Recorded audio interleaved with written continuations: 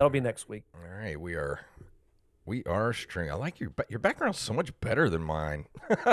I still have Oh, my it's all right. my stocking up. So these the bricks are actually sound panels Really? that I got off of Amazon. Yeah, I they're thought you just were in little front of a 1 foot by green 1 foot. screen. So this is actually the original room whenever I first moved into this house that I did all my podcasts from, and I painted the wall green to use for green screen stuff. So that first picture you saw was technically a green screen, Really? but That's cool. no, I'm not that fancy. Well, we are here to do a show, everybody, and let everybody know we're here on the Discord and all that good stuff. And what do you say we start a show, everybody? Let me pull up our notes here, and we are. I can remember how to do it. Yeah, no, new year, new us. Yes. All right, here we go in 3, 2, 1.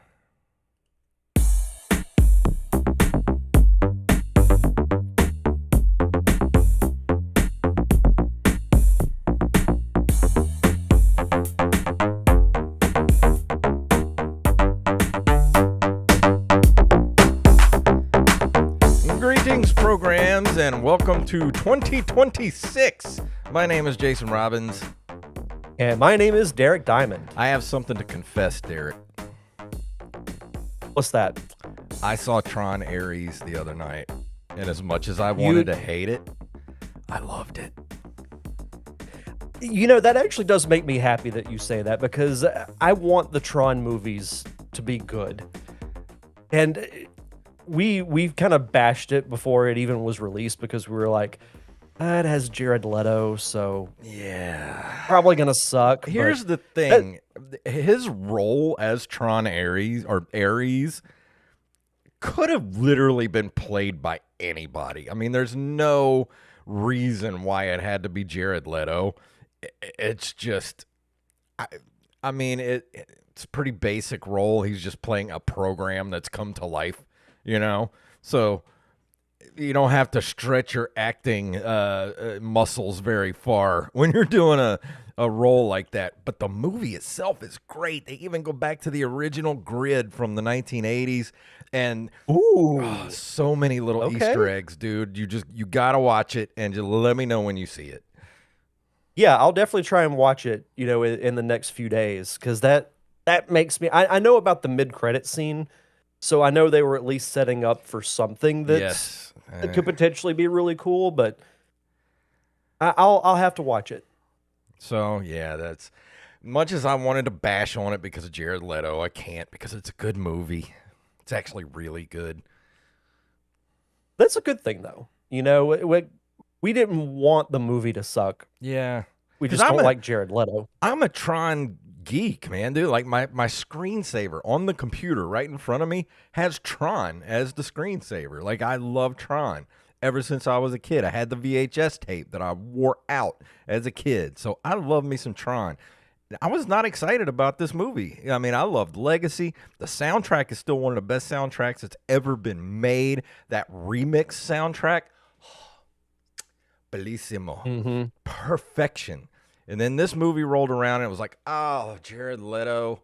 And then it's like, if it wasn't for Jared Leto being a executive producer, it would have never gotten made anyway. So it's like, dude, put your ego aside and just let somebody else do the role. And I was trying to think, as soon as I saw the movie, I was like, who else would have nailed that role really well? And two people came to mind, either Tom Hiddleston or Michael B. Jordan. One of those two should have played Tron Ares. I could see either one of those. I mean, given, just what I've seen from the trailers and the commercials, I could see either of them doing that role justice, especially Tom Hiddleston would have been pretty great. Yeah. Either one of them, really. But I like the movie. I'm going to go get it on DVD. Might as well. Might as well, yeah. But how was your Christmas? It was all right. We kind of alluded to this when we pre-recorded our last two episodes. It didn't really feel like Christmas at all this year. Like, it was 78 degrees. We didn't really have any major plans. So it didn't, we didn't watch nearly the amount of Christmas movies Yeah, that, we that didn't we either. normally do. I usually have a whole collection of like Christmas T-shirts that I'll break out and wear like almost every day from Black Friday to Christmas Day. I wore maybe like three or four of them. Yeah. It just wasn't really in the Christmas spirit this year. Yeah, just when it's hot, it just doesn't really feel like Christmas. And then this whole year just kind of 2025 kind of sucked, and I'm glad it's over. Yeah. I hope 2026 is a better year. I really hope that it's a better year than 2025. Can we just for the love of all that is holy, just have a good year this year? Well, one thing that was a highlight, did you watch the Stranger Things finale? Yes, I did. Dude, nailed it. One of the best finales of all time. You know how much I love Cheers, and I love the series finale specifically because of how they ended it, how it kind of bookended, Yeah. going all the way back to episode one. Without any spoilers, Stranger Things does something in the same spirit of that, and it was. I was a little worried because that second batch of episodes that came out on Christmas Day, like they weren't terrible, but I feel like they were just kind of filler for the most part. Yeah, But yeah, I felt the same way. that finale was so good. Dude, you want to know the coolest thing? This might be a little bit of a spoiler, so if you haven't seen it, please just skip forward about a minute, 2 minutes. But the part of the episode where Murray throws the C4 and the thing off the building and blows up the helicopter, I'm not lying. That part happened right at midnight. I'm sitting here on the couch. He blows up the helicopter, and the fireworks are like going off outside. I'm like, I looked at my phone and it was midnight. I was like, that was awesome. I could not have timed that better. I mean, I can't think of a much better way to start off the new year than that. That was so cool. Like, that was just like, you couldn't have timed it any better than that. I love Murray. He's my favorite non-main character in Yeah. that whole show. They need to make a whole spin-off with just him. Him and Mr. Clark, since they became buddies there at Yeah. in the last episode. And speaking of finales, I also got caught up on Welcome to Derry, which you told Oh, me to yes. start watching. Which I love it, so I started watching it. And got through the finale the other day, and it seems like they're setting up for definitely a season 2, and this one's might take place even earlier than this series took place, which was the early 60s. Yeah, like late 50s, early 60s, I think is when Welcome to Derry took place. But yeah, the plan is they're gonna go as far back as like the early 1900s. And I like Which you see glimpses of in Welcome to Derry. Well, I wish they would go back and do more of what they talked about whenever he first came here and the indigenous people encountered him before he took on the role, of like human form, and they learned to like keep him constrained and lived with him, and like I want to see that. That's a show I want to see. I hope that's like the final season they do is they so go nice. or even just get some extended flashbacks would be really cool. But when Pennywise actually shows up in his clown form is one of the best reveals I've seen in a long time. Yeah. And then the backstory of the guy he got the persona from, and Yep. that whole story was just, man, that's such a good show. So if you haven't caught up on Stranger Things and Welcome to Derry, you are in for some prestige television.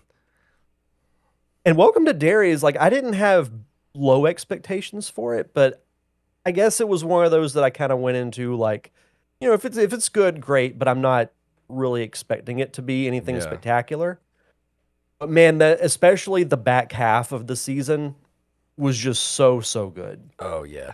And then I started watching season 2 of Fallout as well, so I got to get through that now. I need to catch up on that too. I Yeah, love that show. So good. it is. But anything else you want to talk about before we get into the news? No, let's get into the news. And we had a big story drop last week.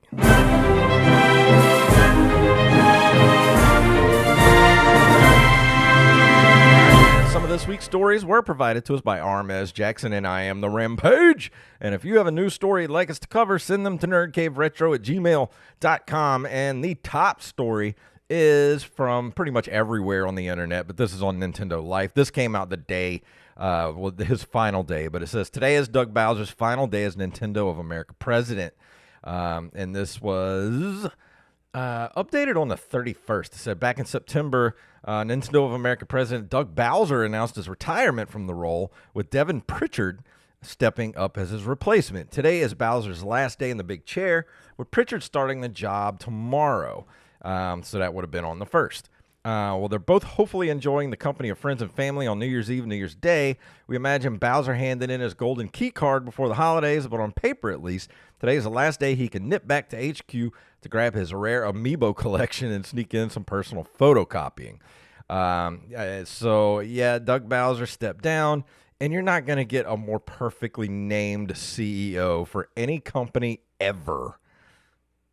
The only thing that could top this is if eventually they have a CEO named Mario. Yeah, exactly. Like Mario. That's literally it. Or Luigi, something. That'd be great. It would have been hilarious if he had, like, I don't know, stolen like a Princess Peach amiibo or some kind of Princess Peach memorabilia on his way out. Can you imagine all the stuff he's got just from being the head of Nintendo? Like, what does his house look like? That's what I want to know. Hopefully like Bowser's Castle. Maybe. I would live there. Yeah. I mean, I don't know all that much about the upper echelon of, corporate Nintendo, but we'll see what happens. I don't know if we'll really see much, if any, changes, because it's still, honestly, at the end of the day, it's still run by the Japanese portion of Nintendo. That's exactly what I was about to say. That the Nintendo of America figurehead is basically just a puppet. The face of the company for America. Then Japan makes all the decisions. I don't think any CEO of Nintendo of America has any power or say so over anything whatsoever. No, but we do wish Doug Bowser a happy retirement. Yeah. It's getting that kind of a job with that kind of a name, like that's just fate. The new Sega of America president, Sonic Williams, is taking over today. Jonathan Robotnik is taking over. That'd be awesome. That would be great. Dude, if I was to become the head of a video game company, I would just change my last name to be whatever like the big mascot character is. Like, I would. 100%. 100%. Next up from NintendoEverything.com. Let's see. Hang on. No, that's not the right one. Sorry, I got my little articles mixed up. Okay. From Tom'sHardware.com, massive 2-year project recovers 144 previously undumped Sega Genesis game ROMs from the mid-90s. Lost Garfield and Flintstones games among the notable finds. The Video Game History Foundation has announced that a massive multi-year project to recover Sega Channel games from the mid-90s has been a resounding success. Over 140 previously undumped Sega Genesis game ROMs from this era have been recovered, many exclusives as well as a functional but unreleased web browser of the 16-bit console. What? The data... I know. The data was found on a collection of tape backups held by former Sega Channel staffers. Let's see. Sega had the foresight to create a digital game distribution service when fewer than 2 to 3% of U.S. households had internet access. Wow. Which is pretty wild. Some of the exclusives were Garfield Caught in the Act, The Lost Levels, an exclusive extension or DLC for the physically released title. Flintstones movie game, previously believed to be permanently lost and unrecoverable. Iron Hammer, interesting for being a version of a title designed for an unreleased Sega VR headset. Waterworld, and more. That's awesome. I know. Dude, I would have loved to have played a Flintstones movie game. I love that movie. No, growing up. 144 new Sega ROMs. That's crazy. That is, yeah, we talk about this on occasion about, the importance of preserving video games, and this is a huge win for the Video Game Foundation. Yeah, and I just skimmed over this article the other day when I put it in here. I did not read that part about the unreleased web browser for the 16-bit console. How would that even work? I want to know what that looks like. I know, because the internet, like, yeah, it had been around for a bit, but as far as, your everyday Joe or Jane having it was still pretty rare. And Yeah, plus, like, everything was in its infancy when it came to the internet. And there's an image credit, or there's an image on the top of the article that might be what it was going to look like. Like, it has this very kind of pixelated, yeah. blocky kind of, look that a lot of the computer games had around that time. I dig it. I hope they put out a weird little functioning web browser that you can just kind of get on and see what it would have been like. I'm just very interested in that. I don't know why. Yeah, I would love to see, even if it's video of how it was going to work. That'd be really cool. Because early internet stuff is very nostalgic for me. I first got on the internet with AOL back in like 93 when we got our first computer. So, man, the internet was. It was not that big back then. It was like 8 web pages that you could go to and chat rooms. That was about it. Had to yell at your parents to get off the phone so Yeah. you could look up some news. No calls, Mom. I'm downloading a picture of what was that? What was that one lady's name that was the most downloaded woman on the internet? What was her name? Do you remember that? Oh, was it Sunny from the WWF? No, it was before her. It was the lady. It was she would just do like bikini pics, and she was the most downloaded woman on the internet. Let me Google that real quick. The most downloaded Yeah, woman on the I'm not internet sure. in the 90s. What was her Waiting with name? anticipation. Cindy Margolis. Cindy, I don't recognize that name. Yeah, she was. You'd be trying to download a picture of Cindy Margolis, and it's like, just they're like down to her eyes, and you're like, the phone rings, you're like, damn it! No, I remember that whenever you would try to download pictures and it would go in rows, like like a row of pixels, then another row of pixels, and you're like, Wasn't it star six uh, seven to keep people from calling your number when you wanted to get on the internet? It was something you could dial that would stop incoming calls. I think it was star 6 7 or something like that. it may be. I can't remember. Chuck in the chat room says they just turned off the Dreamcast browser the other day, didn't they? I did not hear about that. Let me. When did the Dreamcast browser get I shut remember the Dreamcast down? browser. Yeah. Shut down after 25. Yeah, it was on the 21st. Let me go to this real quick. Thanks for the last second news article there, Chuck. Yeah. Yeah, this is from thegamer.com. Dreamcast web browser finally shut down after 25 years. In 1999, Sega would unknowingly launch its last video game console, the Dreamcast. Came with a pack-in browser called Planet Web.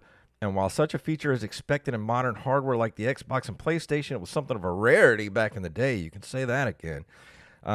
Let's see. As reported by Dreamcast Live, the last tether to the modern world was suddenly cut short earlier this week as Google ended Planet Web's browser compatibility after an impressive 25-year run. If you try to surf the net on this retro piece of kit now, you'll be met with an error. Update your browser. Your browser isn't supported anymore. To continue your search, upgrade to a recent version. Wow.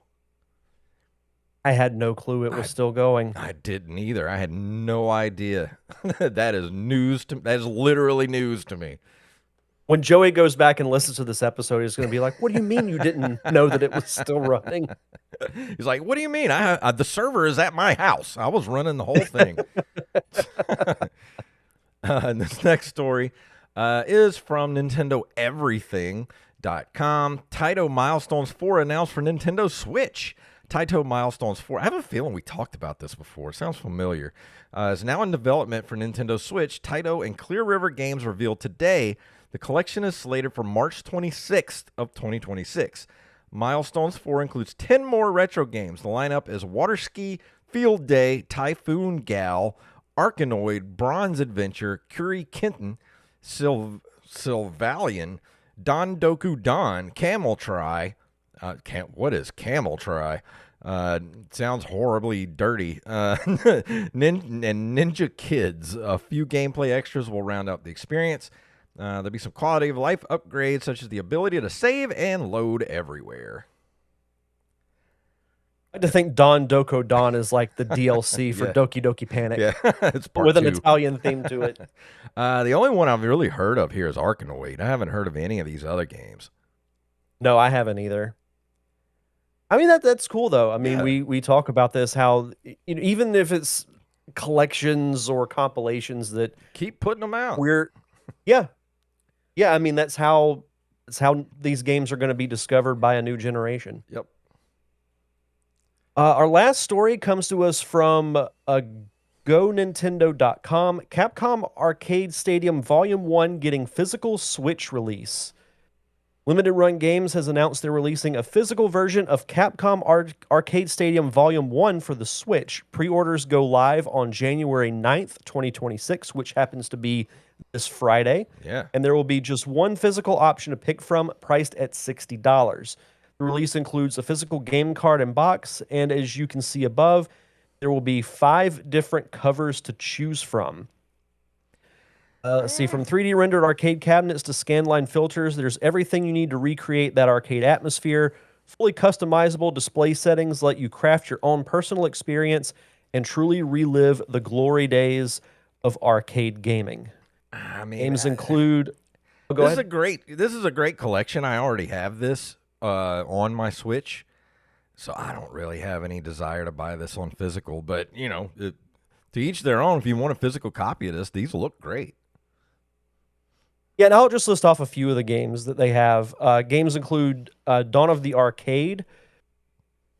Or no, the Dawn of the Arcade is like a time period or an era. 1942, 1943, the Battle of Midway, Bionic Commando, Ghosts and Goblins, Ghouls and Ghosts, a 1941 Counterattack, Dynasty Wars, Final Fight, Battle Circuit, Giga Wing, Street Fighter II Turbo Hyper Fighting, and Super Street Fighter II Turbo. Yeah, there's some among many others. There's great titles on this. The arcade. What do they call this again? The Capcom Arcade Stadium Collection. It's very much worth picking up. But I don't really feel the need to have a physical copy of this because I already got it. So, Yeah. But yeah, I know what you mean. It's a good collection, though. It's a great collection. I'm a huge I'm pretty much, we'll go ahead and say, other than Nintendo, Capcom is probably pretty much my favorite publisher of all time. Well, and the fact that you can choose from 5 different covers is pretty cool, too. And that's going to bring us to the end of the news. And now we're up for this month in video game history.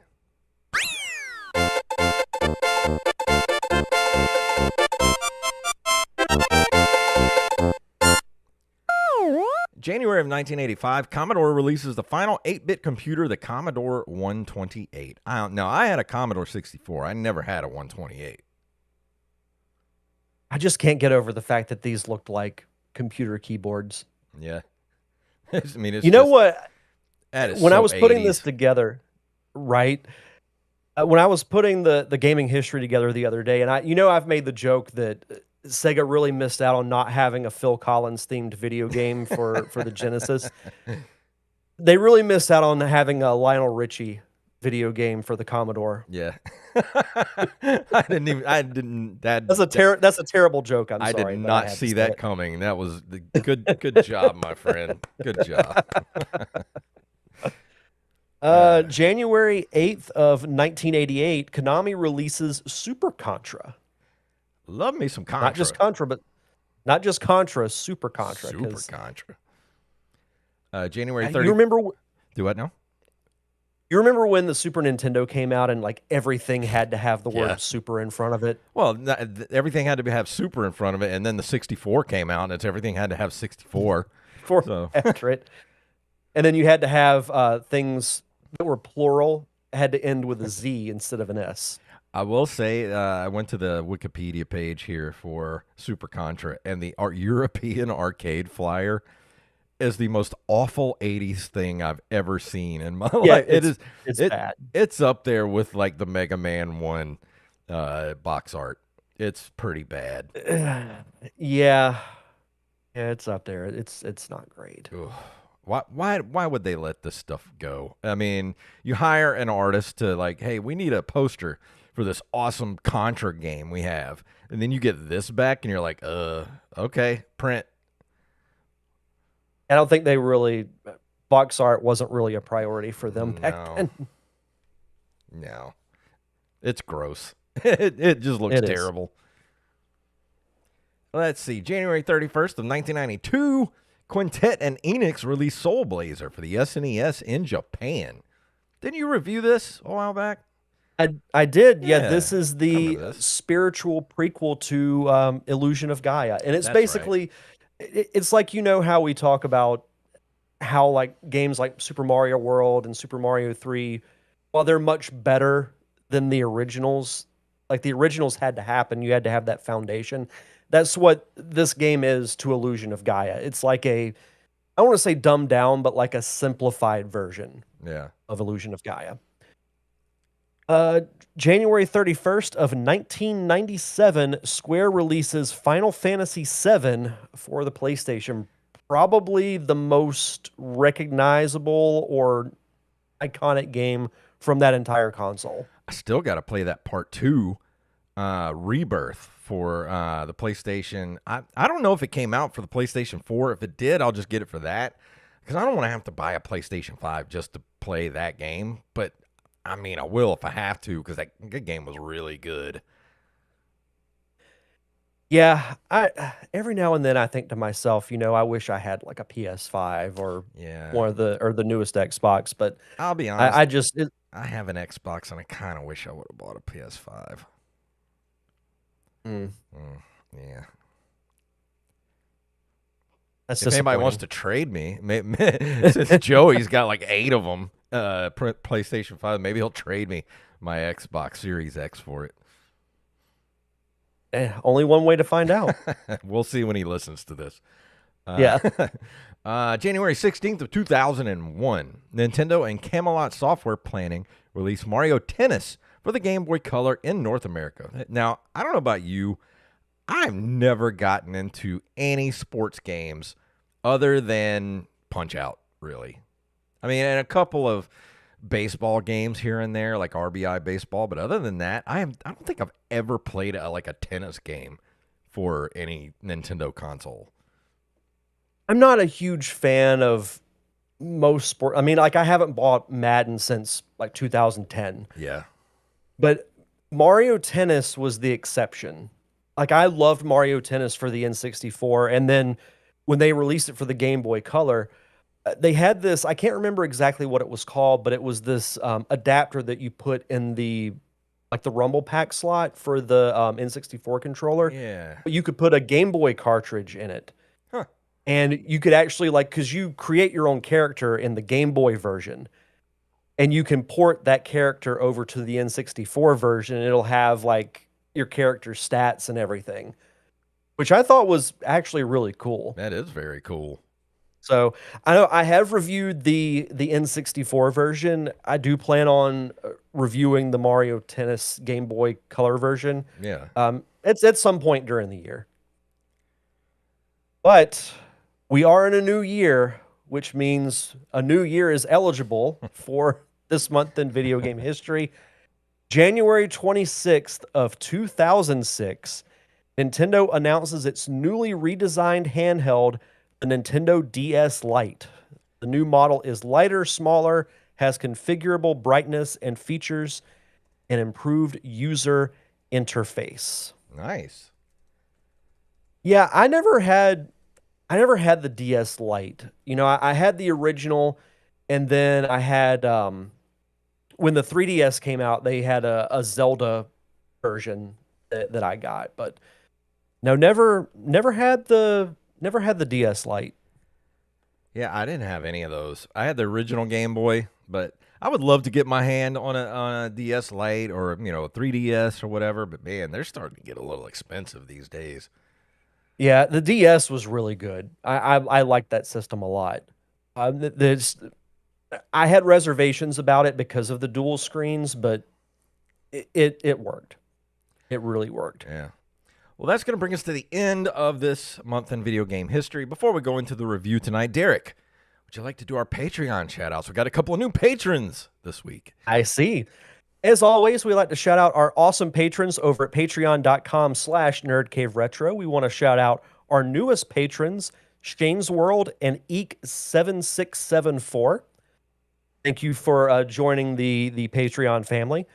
We also want to shout out OmniSlick, Alex the Alley Cat, Michael Patrick, Justin Nispel, Riley, the official NCR fact checker, Mr. Wally Phelps, Nick W., Eld the Zombie, Yup Fed, aka Knife, Raven, Daniel Salmon, aka Bethany Fox, our amazing Discord community manager, Mr. B-Rez Coffee himself, Mike Eveland, Axblade07, the official NCR beat writer, Mr. Armez Jackson, Carlos Longoria, aka I am the Rampage,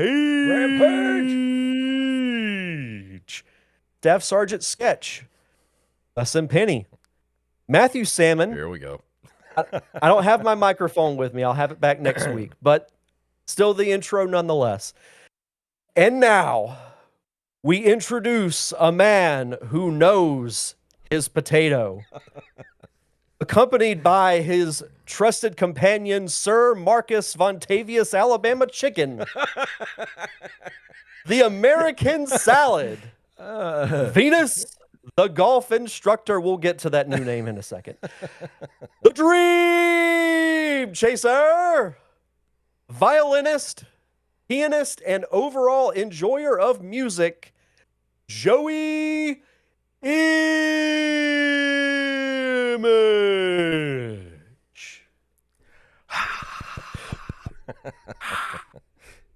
So we talk, and the reason why we have all these names is because Joey tends to get spam messages, an insane amount of spam messages. Mm-hmm. And his latest one that he got, that he sent to us, someone randomly asked him, "What's your dog's name?" And his response was, "Sir Marcus Vontavious Alabama Chicken." So that will now be his, either his trusted companion or maybe his, Sir Marcus Vontavious Alabama Chicken would have been a great wrestling manager name. I like it. From the late 70s, early 80s, and like your Georgia or your like Southern promotion. You dress up like Colonel Sanders. Like that would have been an awesome valet or manager type. And he would have been personality-wise almost exactly like Jim Cornette. Oh yeah. I would have loved that. That would have been great. And last but not least, Mama Diamond. Donna Diamond, thank you all so much for your continued contributions and keeping the lights on for us here at the Nerd Cave Retro Podcast.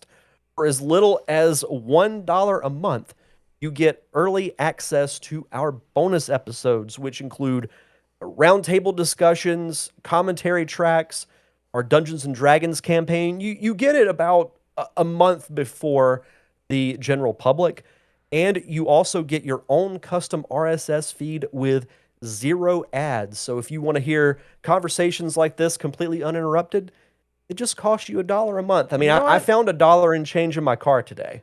Oh, I did too. I got $1, probably on the floor over here. But I think we should ask the patrons what we should do this month for either a commentary or a round table. What do you guys, the patrons, the ones that get to pick what we review, what do you want us to talk about this month? Yeah. It's like Cody Rhodes says, so what do you guys want to talk about? Yeah. Yeah, but no, we haven't done that in a while. So yeah, I like that idea. Yeah, if you want to be a part of our awesome Patreon community, just head over to patreon.com/nerdcaveretro. And for new patrons, be sure to send us your social media info so we can give you a proper shout out. And tonight we're going to be playing I'm Not Playing the Theme Song, Disney will sue. I can't play the theme song, Disney will sue. It's Ducktales Remastered, everybody. And even just doing that, I have a feeling Disney might come cracking skulls just for me even doing that. Uh, I would like to think they wouldn't be that petty, Oh, they would be. but they would be. But DuckTales, the Remastered, is a 2013 platform video game developed by WayForward Technologies and published by Capcom. It is a high-definition remake of DuckTales 1989 and was released for the PlayStation 3, the Wii U, and Windows in August 2013, the Xbox 360 in September 2013, and Android, iOS, and Windows Phone in April of 2015. I played this on the Xbox Series X this over the holidays because it was on sale for $3, $2.99, and I could not pass it up because I had a $3 gift card for, you know, how you do like the Xbox points and you can like save up points from playing and just turn them in for, you know, different stuff. And I had a $3 gift card, so why not? I got DuckTales and I played it over the Christmas break. And let me tell you something, as much as I love the NES game, which to me is in the top 5 greatest NES games of all time, it's almost perfect. This one, man, why did I not play this when it came out, Derek? Tell me why I didn't play this game when it came out. That's a good question because I did. Funny enough, I think it was shortly after this show started because DuckTales was one of the first games you reviewed on this show. Mm-hmm. And then I found out about the remaster because I played it on the Xbox 360. And it's what's great about it, and we talk about this with, you know, adaptations that you want to feel like you're in the movie or you're in the show. This, the graphics, they look Just like the cartoon. identical to the original DuckTales cartoon. And it's good. really mind-blowing how accurately they captured it. And what was I about to say? Something.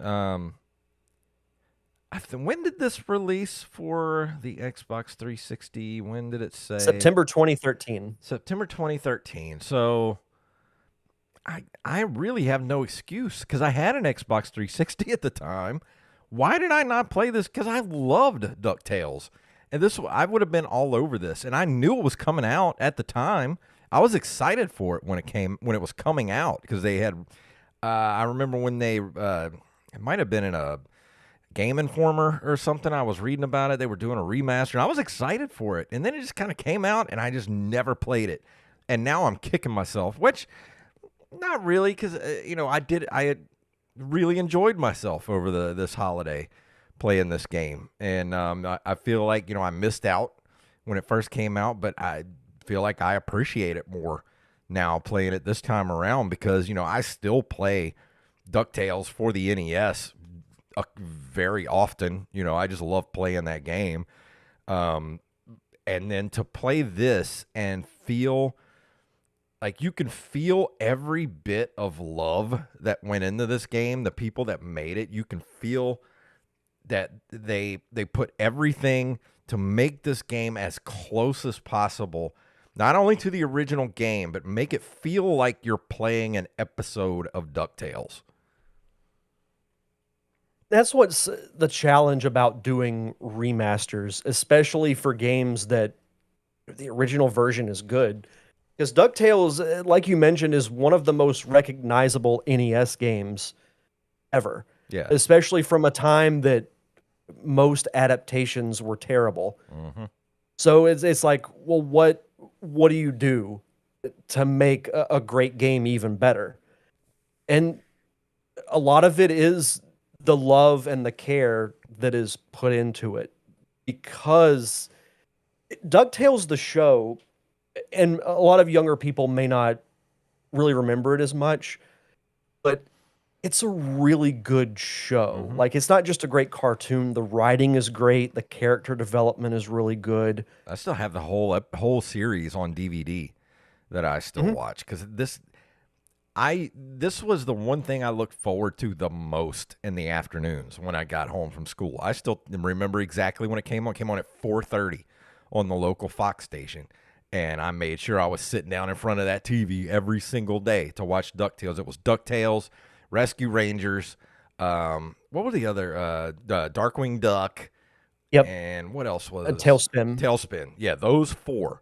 That was the Disney afternoon block, and it was like I was stuck to the front of the TV for that 2 hour block. But for Ducktales, I had to be there because Ducktales was and still is one of the greatest things Disney has ever done. I don't care if anybody you can come at me for saying that. The Ducktales TV series from the late '80s, early '90s is one of the greatest things that Disney has ever done.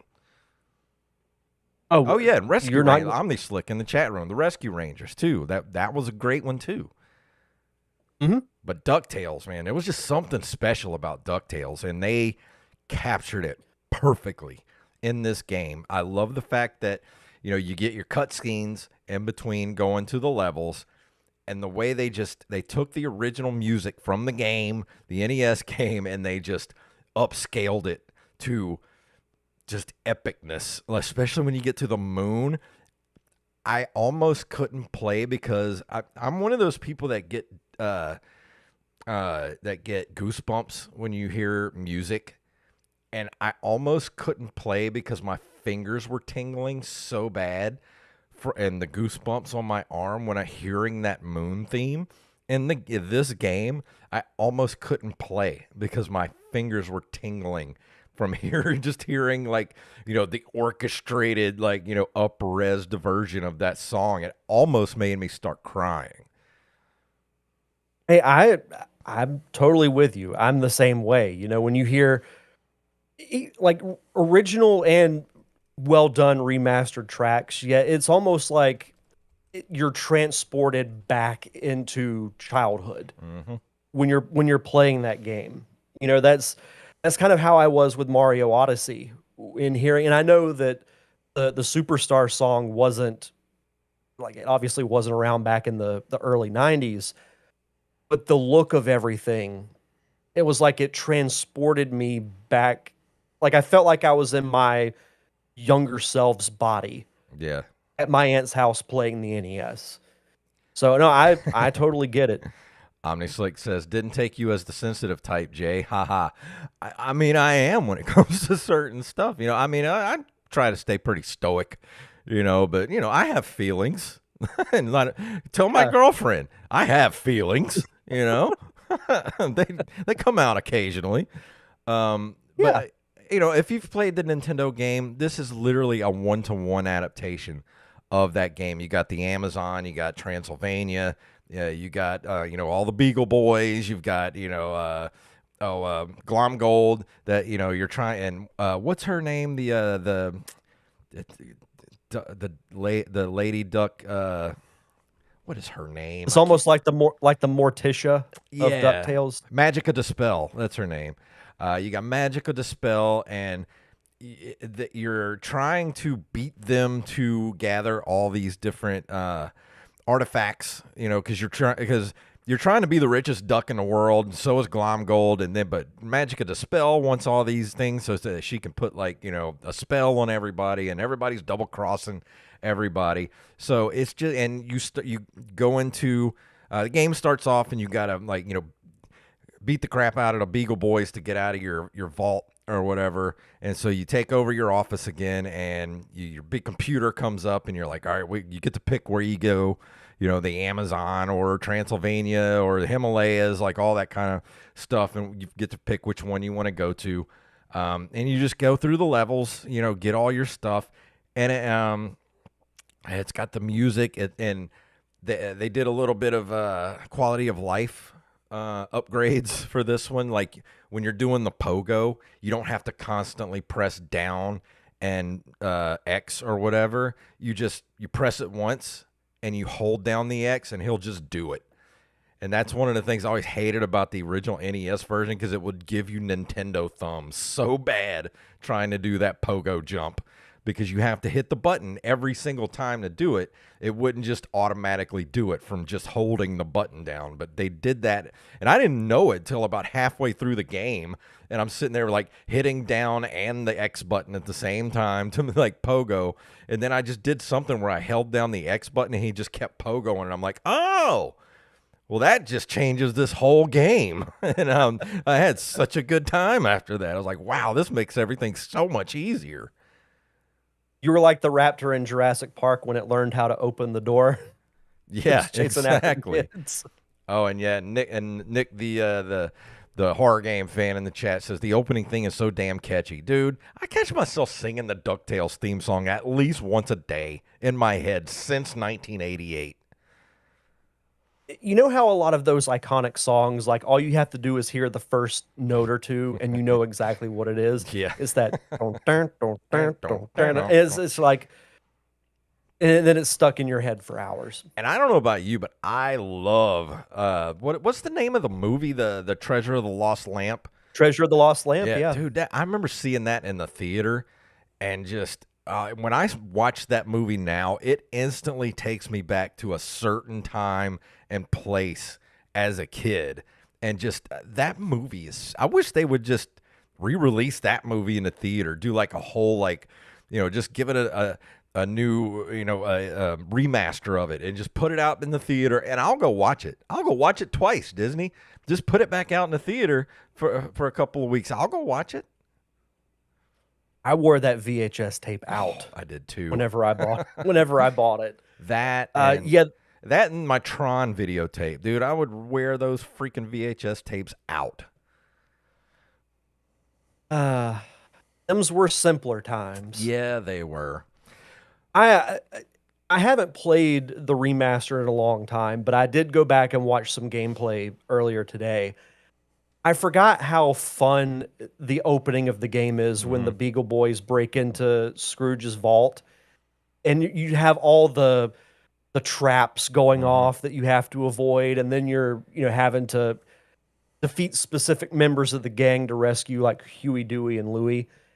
It's just, and the fact that it's the same voices from the cartoon is just awesome. It's just this game, and I'm not exaggerating when I say this. This game, when I started playing it the other day, when I first bought it, downloaded it, and started playing it, and dude, I went through that first level, and this game was like a warm blanket being wrapped around me, like a warm childhood blanket being wrapped around me, and I was just like, I don't want to leave here. I just want to stay right here. It's like you remember the Tick whenever he was sitting in the world's most comfortable chair and he didn't want to get out. Like, that's what I felt like. I was like, this game is the world's most comfortable chair.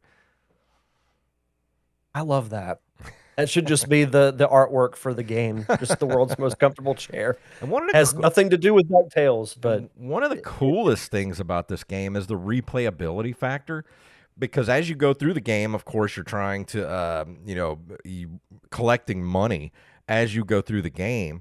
And once you get through the game, you can buy all this stuff with the money you collected. You get like, it's just all kinds of stuff. It's like production stills, like all kind of like behind the scenes stuff, character, all kind of different stuff you can buy with the money. So I had like $8 million or something like that, and I bought almost everything I could afford. I'm like, I want more. So I went and ran through the first couple of levels again just so I can get more money to go back into the store and buy more stuff, just because I'm like, this is just really cool. So that's a really cool mechanic to get you to replay the game again to get more money to go. And you can go jump into the money and go swimming in it. Vault.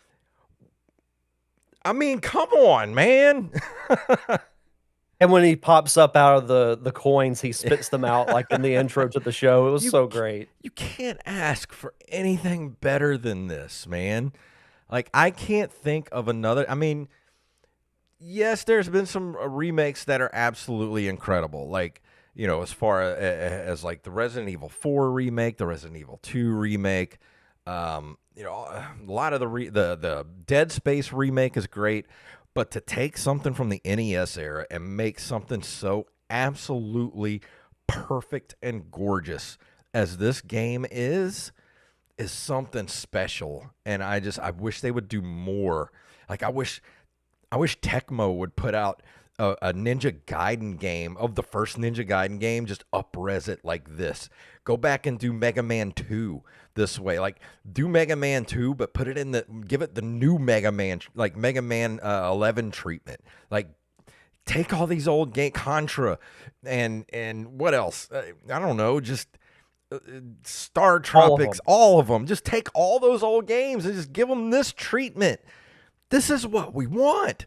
I don't need a 600-hour, epic. I mean, those are great, but you don't have to do that every time. Just redo an old game just like this, like I said, like Ninja Gaiden. You have my money. You'll already have my money by doing this. Charge me $30 for it. I will buy it. Nick says, "I want a remake of Donkey Kong Country." They could do that. Day one purchase for me if that would Yeah. happen. There's so many good games in the past that deserve this kind of treatment, and the love that went into you can feel this game is just dripping with just the care that went into this game, and everybody they wanted it to feel like the DuckTales TV show. They wanted to preserve that feeling of the original game and the feeling of sitting in front of your TV after school at 4:30 in the afternoon with a bowl of cereal in your lap. School's over, you got your homework done, and now you're sitting there watching DuckTales. And that's exactly what this game feels like. This game is a warm blanket, and that's how it is. It's just this game's perfect. It's a 10 out of 10, Derek. A 10, a 10, a 10. I give it a 10. A 10. 10. Absolutely. You can't. I could not give a game a more perfect score, honestly. There's nothing wrong with this game. Nothing. No, I love it. No, I'm right there with you. It is exactly what you want from a DuckTales remaster. The core gameplay is the same. The graphics are better. The music is, in my opinion, better. The cutscenes are fun. It captures the spirit of DuckTales, and it does answer the lifelong question. Yes, life is like a hurricane in Duckburg. And the thing is, it's hard to get an absolute perfect score because when we review these games, I really do try to not focus on the negative, but there is a lot of negatives when you're playing older games, from the NES era. Like, you have to forgive them for the limitations of the time. But there are rare exceptions where games are just, man, they were perfect then, and you got a perfect game, a remake like this, and it's just, I tried to look for anything bad about this game, anything I could say negative, anything negative about this game that I could say, and there was nothing. I found nothing negative in this game. This game was an absolute joy to play. Like, just 100% pure video game joy to play this game. The only thing that's bad about the game is when you have to stop playing it. Exactly. Like, I got done and immediately started playing back through again. Like, I could sit here right now and play through the whole game. It's not that long of a game either. I mean, you can get through it in like an hour, if that. Yeah. But, it's just so fun. Like, there is nothing wrong with this game. If you don't own this game, like, I want to go back to my past self in 2013 and be like, why are you not buying this game? Are you stupid? What's wrong with you? I mean, you got to play it at the end of the day. Finally. So it's, yeah. So it 13 years later. Yeah. But better than never. Yeah, better late than never. Yeah. But like I said, 10 out of 10. Derek, what is coming up with you next week? Well, speaking of other great games, there is a game that I have looked forward to for quite some time. I got a nice gift card for Mhm. the Nintendo Switch eShop and used some of it to get a little known game called Terminator 2D No Fate. And man, Hmm. I can't wait to talk about it next week I can't because wait to play this. I I'll save it for next week. But I'll give you this little nugget of info. It is the most fun and enjoyable game that I have played as far as new games go since Tears of the Kingdom. Nice. Wow, Yeah, that's it's that high good. praise. It's that good. And I can't wait to talk about it. Hmm. Well, I have to wait till I'm done with the Dead Rising remaster that I got for Christmas. And once I'm done with that, I'm going to move on to Terminator 2D No Fate. You'll love it. Yeah. You'll absolutely love it. But other than that, that's going to bring us to the end of this first episode of 2026. And you know what, Derek? This is our 10th year. We just started our It 10th is. year of Nerd Cave Retro. Soon this podcast will be retro. Yeah, I know. It's crazy.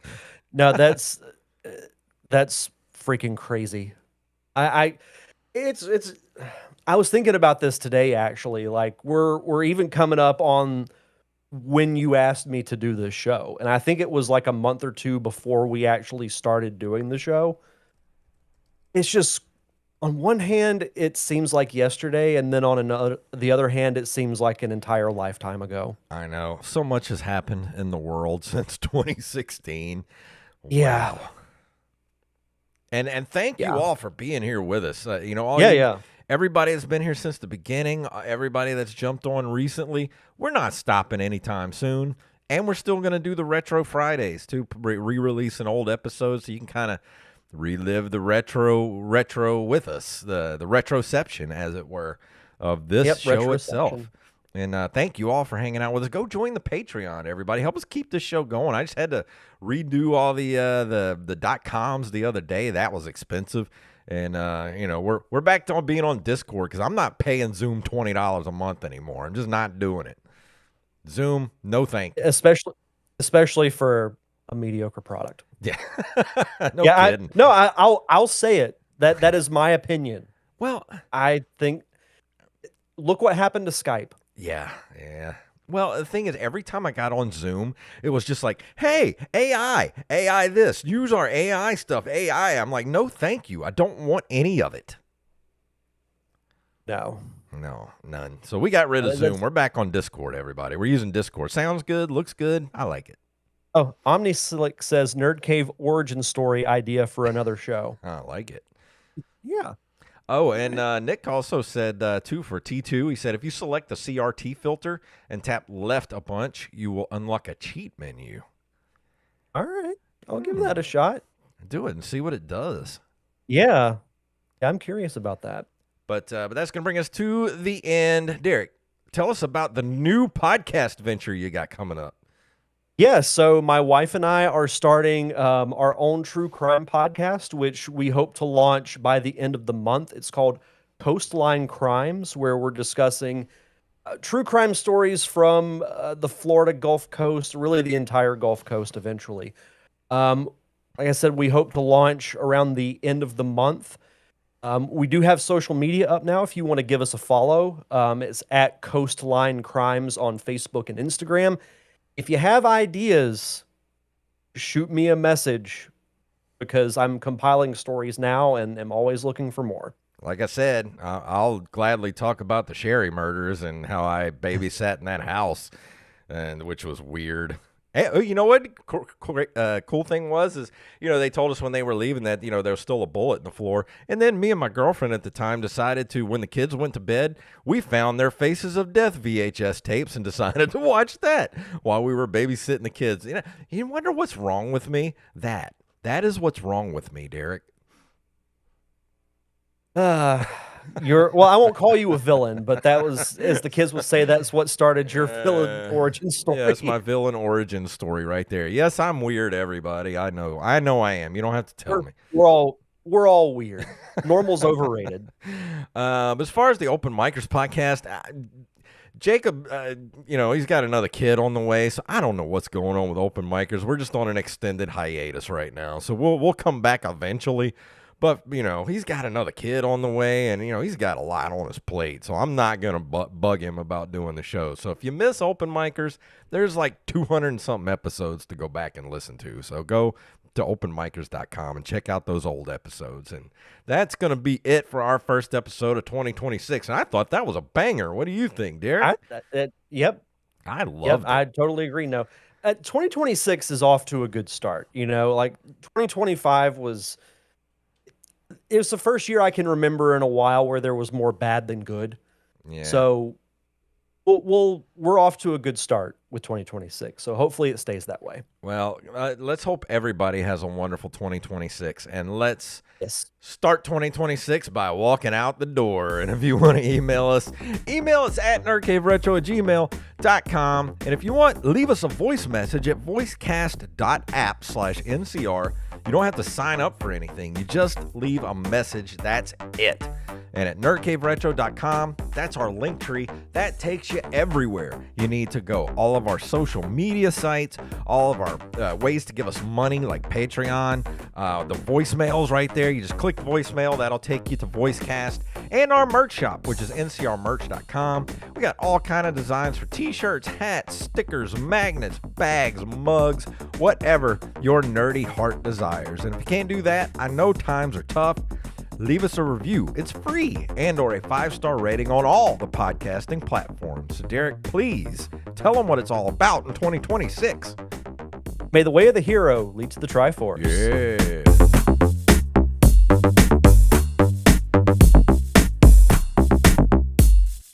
Come out to the coast. We'll get together, have a few laughs. And that's an episode, everybody. Oh, shoot, I forgot to put up the game box art while we were talking about it. Shoot. Well, there you go, everybody. There's the game box art for for the game. So, yeah. There you go. It's all right. But thank you all for hanging out with us here on the YouTubes. We love you guys. Oh, wrong one. Let me play our outro thing here. We love you guys, and we'll see you right here next week. Same bat time, same